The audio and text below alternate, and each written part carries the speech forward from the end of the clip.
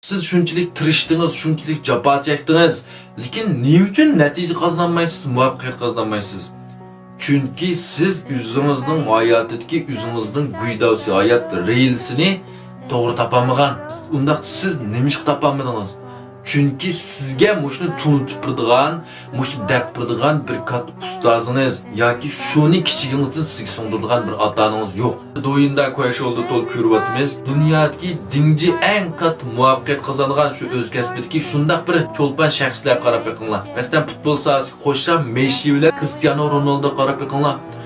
Bular şu kichigidan 6 yosh vaqtidan boshlab o'zining videosini bir ömür top tepimada bekitib bo'lgan. Hali tarjimonlarga qarab baxsanglar, bular shu kichik vaqtidan boshlab Melsning futbol komandasi, boshlang'uchning futbol komandasi, o'rta maktab futbol komandasi zodi tirishib, tib o'tirib qolsim zodi kirib, izchil mashq qilib, biz kunda 8 soat dars tinsak, bu kunda 8 soat mashq qilib, shuning bilan bugünkidek seviyaga yeta olgan.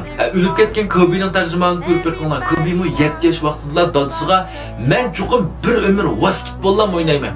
Sen buningdan boshqa ishni qil, men advokat bo'l, doktor bo'l, olim bo'l, o bo'lsam men qilmayman, uningdan yashamaginim yaxshi mening degan. Shuning bilan haqiqatan bu o'zining degandek bir ömür basketbol o'ynab, basketbol sohasidagi eng katta bir cho'lponga aylangan. Qarab bakinglar, navadi Michael Jacksonni dadisi akib buni doktor yoki boksyor chiqib qo'ysa, Taysonni dadisi aprib buni usulchi ya advokat qilib qo'ysa, sizcha hayotida shunday parlaq natija chiqamdi.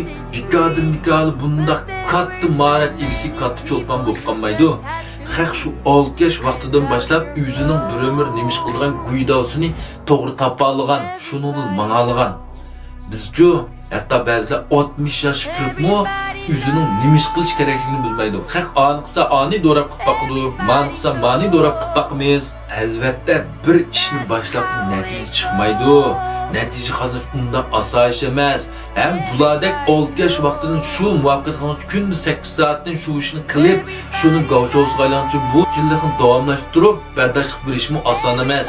Ben sim bilen emas, gangjim bilen bağlışımız gerek bunun için. Hem de muşunun içidimi şu hayatımızdaki yüzümüzün mengülü şu nişanını doğru reelsini tepiş intayın mühim.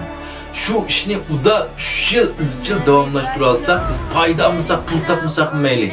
3 yıl çidap şu kesip tur alsak, andın ma kesip getir tuncu kademini ağam bulumuz. 5 yıl muş kesipini kılıp bardoshlik bir alsak, izcil devamlaştırı alsak, Emdi manandan ançımç qosuğun tuyduğan, kirim aldığan seviyeye yete alayımız. 10 yıl şu kesbini izchil qılalğanlar anondan kin bu kesbinin gavşosuna, ma kesbiki danışmanlarga anondan kin aylanlar. Anondan kinse bular resmi paydalı, resmi pul tapalaydigan, natija chiqara oladigan holatga keladi. Chunki bugungi davr yüksek ijtimoiylaşgan davr. Bunda bu uqum chiqdi. İjtimoiylashish degan nima? Hem bayar degan hayotimizni, nishonimizni, reelsimizni tepish uchun qanday qilishimiz kerak? Bu gapni o'tdingiz. Unda bo'lsa buning uchun orbita qonun orqali topamiz. Azaldan oddiy so'zda aytdim, bugun bu yer murakkab aniqlikdan ikki chiqib qoldi. Birisi ijtimoiylashish degan nima? İkincisi orbita qonun degan nima? Undaqda buni oddiylashtirib, keyingi son tafsiliy so'zlab berma, yoqtirgan do'stlar meni xush ko'rishni unutmanglar. Rahmat.